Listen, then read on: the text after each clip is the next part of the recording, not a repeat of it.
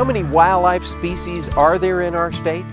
Well, the Tennessee Wildlife Resources Agency counts more than 1,300. From salamanders and songbirds to bass and black bears, the TWRA has the responsibility of managing all these species.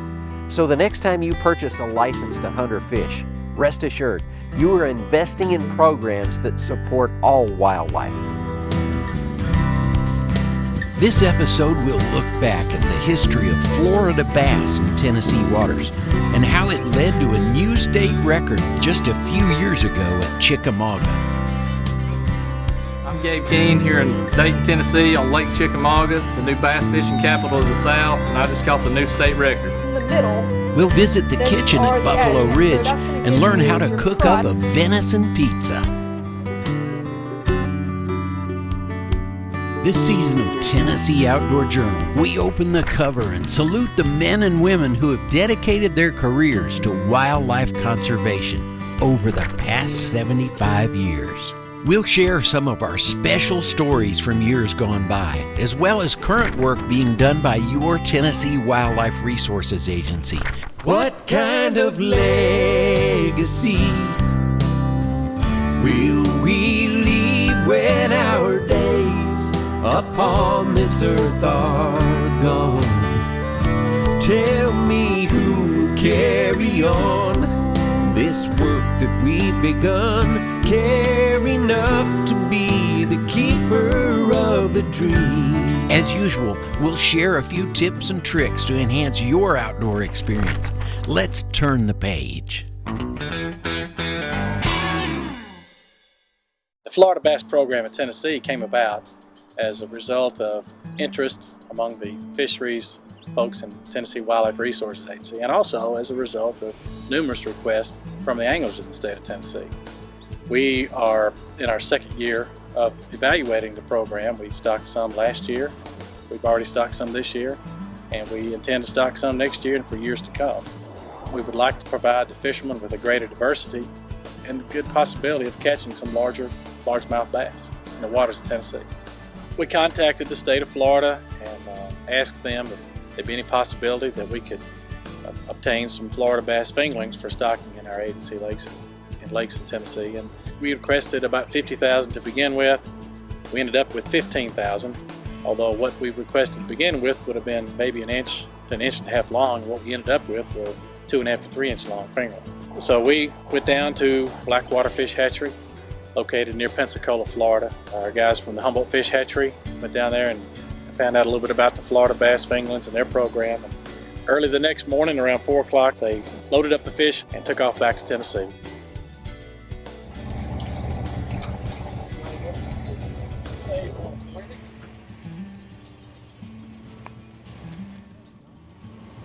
New home, from Florida to Tennessee. Now this is not a Florida bass. They hadn't been stocking them that long.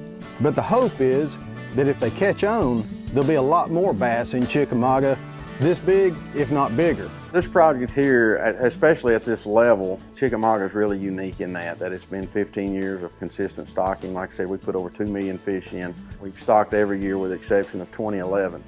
We actually had met and achieved our goal by 10 years into this project on Chickamauga in 2010.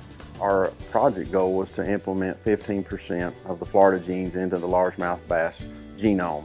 And by 2010, we had increased that to 33% through our genetic studies. We have regulations that are in place for the size limits and the creel limits. We also monitor with creel surveys to keep an eye on the fishing pressure that we have and how that has increased over time with the popularity of the reservoir that the largemouth bass have brought in. We also do electrofishing surveys.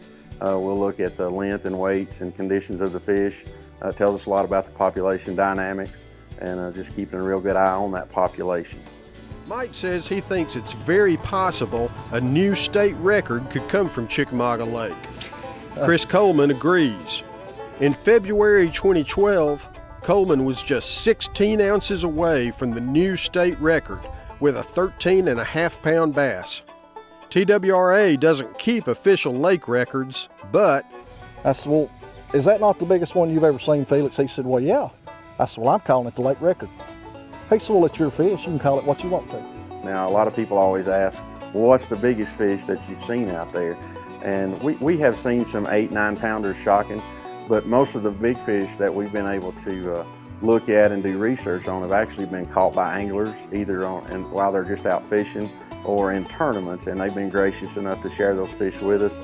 We've taken a fin clip, and then the fish have been released back into the wild. This week, a record-sized field of college anglers are in Dayton, Tennessee on Lake Chickamauga at the Collegiate Bass Fishing Open. Located in southeastern Tennessee and Ray County, Lake Chickamauga has consistently produced some of the biggest bass in the country. Many are calling this lake the bass capital of the South. Chickamauga is currently rated number 6 on Bassmaster's Top 100 Lakes in America. And the past several years we've been experiencing off-the-chart stringers of bass, as many as a 5 bass limit weighing 49 pounds recently this spring. TWRA tells us that the next state record is swimming here in Lake Chickamauga. The current state record is 14.6.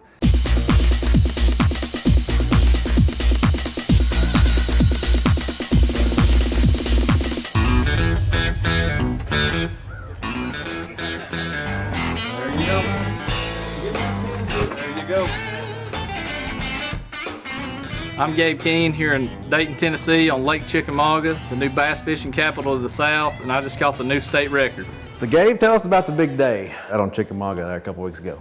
School up here got canceled for illness on Wednesday, Thursday, and Friday, so I got a couple days where I could go practice for a tournament. It was a Catch Ministries tournament on Chickamauga out of Grasshopper Creek, so I went down Wednesday night and fished Thursday and Friday, just regular practicing for a tournament. Thursday, caught a couple fish, real windy and snowy. I was kind of down, wasn't really on anything. And Friday, I went back to kind of a pattern that I thought, I'd catch some fish on, and put in about 9:30, put in down at Chester Frost and run around and tried a few things, and caught a fish at about 10 or 10:15 on a rattle trap. Wasn't getting a ton of bites, just I caught that one fish, and then at 11:45, that's when the 15-pounder hit, and then my practice day was over. I've heard a few interviews that you've given to other people and talking about that day, and you weren't afraid to tell everybody what you were fishing with. No. I was fishing with an umbrella rig. It's a Tennessee rig. It's 5 wires, 3 hooks. Dixie Custom Rods makes it. They call it a Viper rig. This time of year down there, the umbrella rig is just hard to beat. It had Zoom Swimming Super Flute Juniors. That's a shorter swim bait around the outside, and the one in the middle was a regular Zoom Swimming Super Flute, and it was just a little bit bigger. That day, there's times when you get a call and somebody says, hey, I think I've got a record fish here. And the call I got was from one of my managers, and he knew Gabe and said, hey, it's showing 15 pound 3 ounces on his handheld scales in his boat, and I thought this one may have a possibility here. It was far enough above that even if the scales had a little flaw in it, it was going to be close. So once he got through the process of having it certified, and I got that call that it had been on certified scales and that it had beat the record, then it just went wild. I was getting calls from, of course, co-workers, the public, marina operators, and of course talked with Gabe, and had a lot of media calling and a lot of questions, and it was about an 8 to 10 hour phone call event for me. Now, you and I grew up in the same area, but tell the viewers about yourself. Well, I'm from Meigs County, Decatur. Went to Meigs County High School, and down there you're always close to woods and water. And my family, my dad, my grandparents, and all my friends, they hunted and fished, and I'd done all that stuff growing up, just like anybody else, and it stuck with me. Talk a little about your mentors. Well, my dad, first of all. Anybody whose their dad hunts and fishes, you're going to end up going with them a lot. And my grandfather, Harold, and they both spent a lot of time in the woods and on the water. Therefore, I did too, and I grew to like it and love it, and they encouraged it, and it's just a good thing. And those are probably my 2 biggest mentors. And then later in life, you start fishing some tournaments and start fishing them as a non-boater and stuff, and the boaters that you get drawn with. Call them mentors in a way too. You learn a lot from people that you fish with. After college, you wound up at Campbell County High. Right. Tell us a little bit about how you got here, and there's a special team that you coach here. Tell us a little bit about that. Well, out of college, I worked for a little while I was looking for a job, and Campbell County High School called, and we've been talking some, and it never quite worked out with teaching position, coaching position, and finally they called and said they had a world history teaching position and a position to coach the fishing team. And so I mean, how do you say no to that? But I do. I coach the fishing team and I teach world history here at Campbell County High School. The team, we're in our third year. Compared to the size of other teams around, we have one of the biggest teams. As far as success, we've been very blessed with good fishermen and good boat drivers. It all sets up for having a good year. And last year we fished a lot of tournaments, fished some Bass Pro Shop high school tournaments. We had one boat that won the first tournament, Craig Wilson and Trevor St. John on Cherokee, and then they qualified for the Classic and won it. But we always have boats up in the top 10. We have a good team. Yeah, I've been on the team since the first year it started till now, and it's improved a lot. You know, you get a lot of great opportunities to go fish against different schools and different big tournaments. And yeah, you get a lot of college opportunities. Gabe, he helped me try to get on down there with his dad at Bryan, and so you still get a lot of college opportunities and get baits and stuff, and it just helps you out tremendously. And it also helps us with our grades and how we're doing in school, because we have to have a C average so we can fish our tournaments. And it also helps us get our name out there if we want to fish like professionally or get in college, which also gives scholarships, and that's a good door to the colleges too. This is my freshman year. I've wanted to fish since like the 6th grade of middle school. I tried to get like a fishing team started at the middle school, but they wouldn't let us, so ever since I've been really excited to get up here and fish. What's some of the highlights that stick out in y'all's mind, y'all's tournaments and stuff? Well, recently, me and my partner Craig Wilson, we got to fish the Bassmaster National Tournament Classic, and one of the biggest highlights was just walking across the stage and seeing all the thousands of people there and representing our team on national level. So you were on the same stage as the big boys, huh? Yeah. Who's your mentor? Who's taught you how to fish? It would probably be my dad and then just some of my friends that I've grown up with. You just learn from everybody. Mine would probably be my dad, probably my papa. It would definitely be my dad and D. Wilson, who also owns Dixie Custom Rods, which is what Gabe caught his 15-pounder on Chickamauga. He makes the rig for that. And the students at school, you know, they brute force when we got to our tournaments. And the school, if we have a big tournament like we went to the Nationals, they gave us a couple of days off to go practice so we could do better in that tournament. So they support us tremendously. I think TWRA is doing a great job, because I've heard about like Chickamauga used to be called Sycamauga, then you guys started doing the 4-string largemouth in it, and it's just turned into an absolute freak. And it's 49-pound limit of bass by Roger Brown and 15-pounder by my coach. So you guys done a great job on that. With this process of seeing a project that we're in the 15th year of it, it's really rewarding to see an outcome like this of a record fish that has been established, and it's broken a 60-plus year record fish that we've had in Tennessee. It's great as a biologist to be part of that. It's great to see somebody like Gabe that's been such a great recipient of this. He's been very gracious and supportive of the agency for anything that we've needed. And it's just been a process that has kind of come to a pinnacle with this record fish, and who knows where it'll go now. The fish that I caught, I mean, you just don't find that everywhere. And TWRA, through me talking to them, I mean, I didn't know that this had been going on for 15 years. I mean, that's a long time to be working on one project. And I think they're seeing it pay off and see that it's working and it's a good thing. But they do a great job. Everything they do, woods and water. But on the water, Lake Chickamauga with the Florida Strain Stocking Program, it's amazing. I mean, they took a good lake and they've turned it into an amazing lake. It's really been a surreal moment. Even when we were looking at the fish, it was when you actually thought about and observed that you were looking at a state record fish that a lot of people had pursued for over 60 years. And that I was having the moment of being able to evaluate that fish and interview the angler that caught it, and that a lot of people's careers had come and gone in fish management that never got to be a part of something like this. And I was very appreciative, very excited about it, And it brought a lot of things into focus about the importance of good management, also the excitement that the angling community can have around a fishery when it's like it is on Chickamauga. And it really gives you a lot of fuel to go forward in the future and and try to do the best you can for the resources as we always do. Hello, I'm Bill Dance, Tennessee Safe Boating Chairman for 1976. In 1975, there were 95 boating accidents and 47 boat-related deaths in Tennessee alone.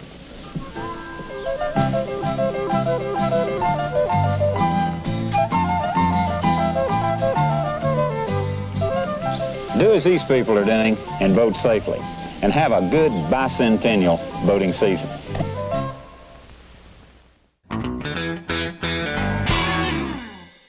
Hey folks, and welcome back to the kitchen at Buffalo Ridge Refuge Outreach Center. I'm Emily Buck, Director of Communications for the TWRA, joined by Tennessee WildCast host Jason Harmon. It's good to be here. I'm looking forward to today's meal, venison pizza. Venison pizza. We've got some venison off of my family's farm, Buck Farms, out in Robertson County.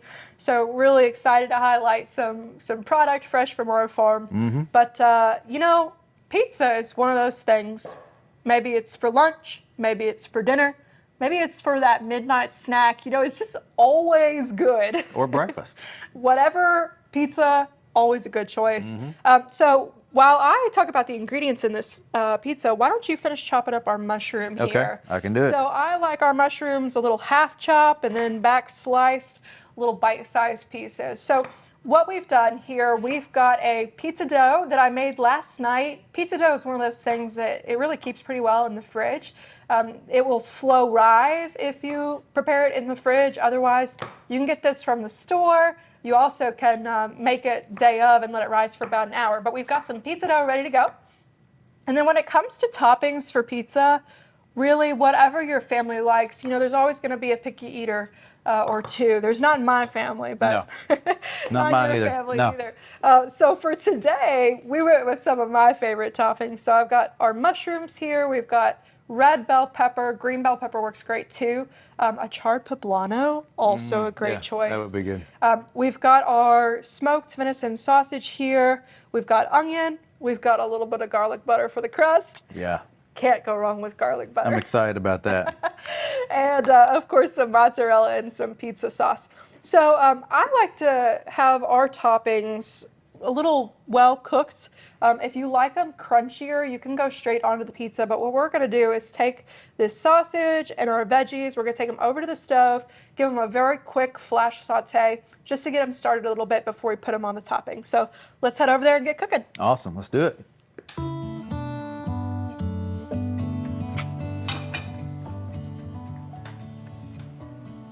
Just hit this with a little bit of olive oil so nothing sticks. Okay, we're gonna add our pepper. Onion. And shrimps. And then because we can, just get the garlic.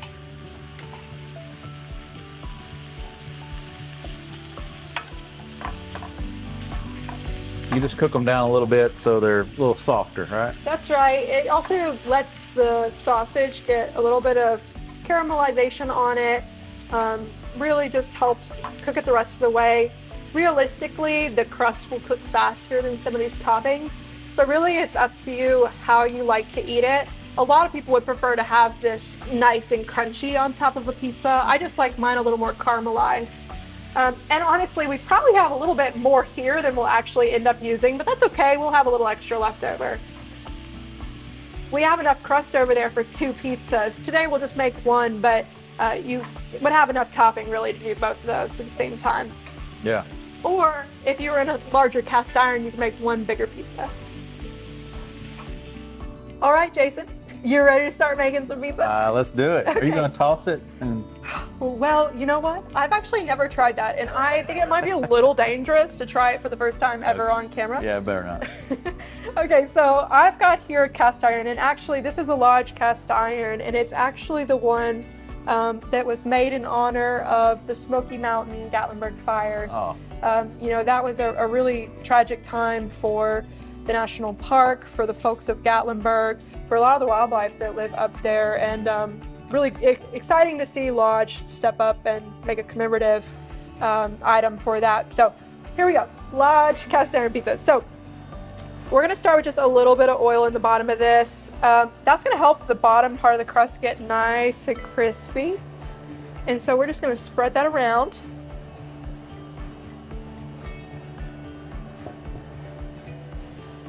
Now this cast iron I cook with a lot, so it's well seasoned, so you probably wouldn't stick anyways, but that oil will also just help make sure that pizza lifts off of there, no problem. Definitely.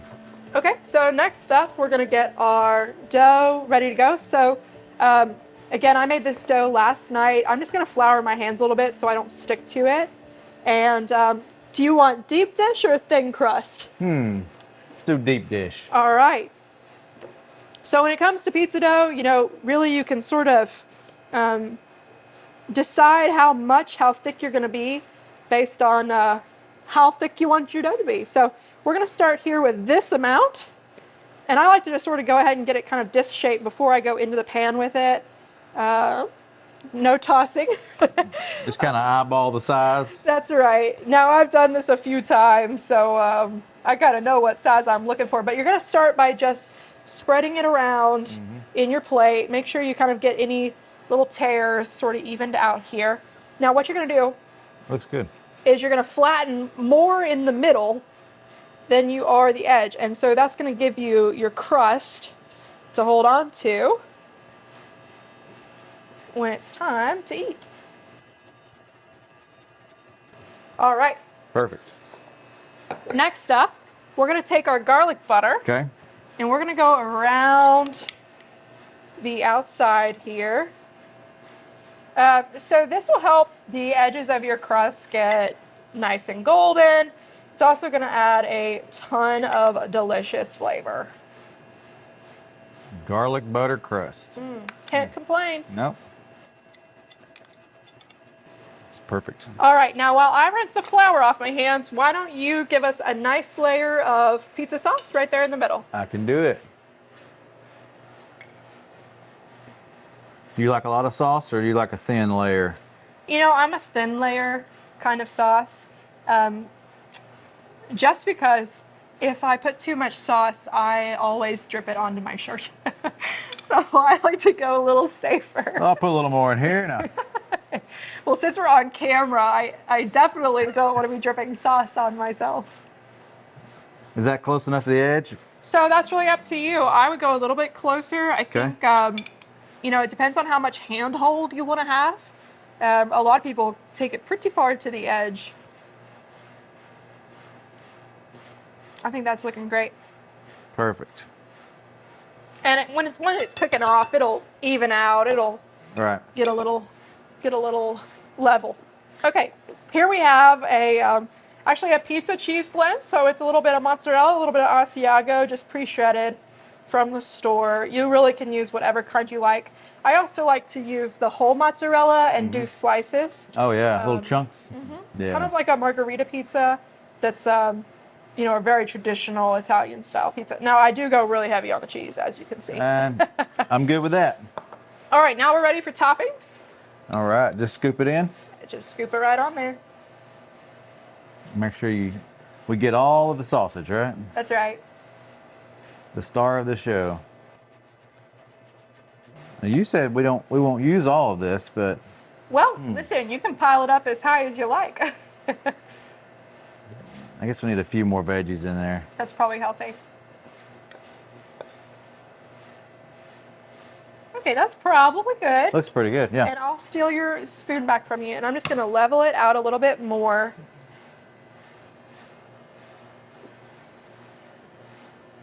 Was that a little sneak taste test I just saw out of the corner of my eye? A piece of sausage. All right. Okay, so that's good for the pizza. Now, I do have off to the side here some fresh basil. We're gonna add that at the end. If you add the fresh basil now, it'll burn up as you cook it, and that's not any good at all. Okay, so we're gonna preheat the oven to 400 degrees or 450. We're cooking in a convection oven, so we're going to go 400 just to be on the safe side. 15 to 20 minutes, especially depending on the size of the cast iron pizza you're making. But really just keep an eye on the crust until it's nice and golden brown. Okay, let's head over to the oven. All right, in we go. Do us the honors there, Jason. Okay. All right. And we wait.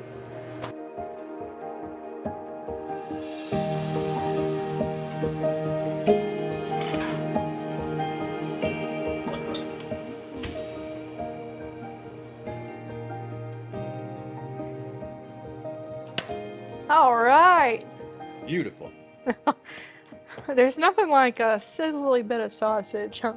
Mm-hmm. Okay, so to finish topping this off, we've got our fresh basil here. So I like to just run that on the top. Maybe a touch more. We've also got a little bit of snow, as your family calls it, Parmesan cheese. I like to just dust the top with a little extra. All right, now we're ready to slice this up and have a bite. Let it cool down first, though. That's right. Be careful not to burn your mouth. And if you set this straight on the table, be sure that you watch your fingers for any little ones. The cast iron will be very hot. Crispy crust.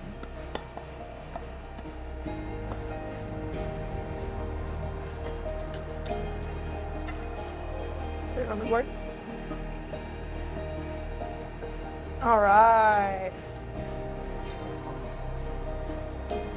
There we go. This is my piece. You need to get your own piece. All right. This one has more sausage. All right. Wow. Turned out pretty good. All right. I'm ready to taste it. Let's do it.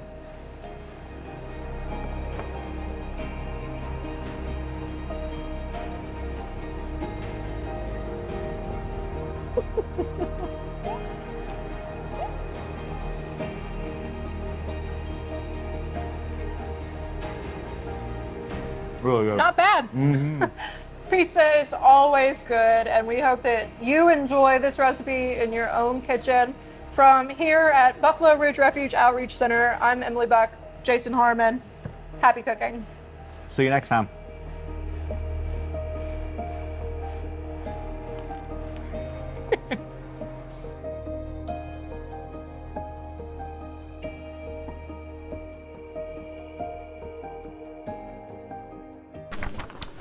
Thanks for joining us on this episode of Tennessee Outdoor Journal. We'll see you next time. Tennessee Outdoor Journal is produced by your Tennessee Wildlife Resources Agency. Tell me who will carry on this work that we've begun. Care enough to be the keeper of the dream. This legacy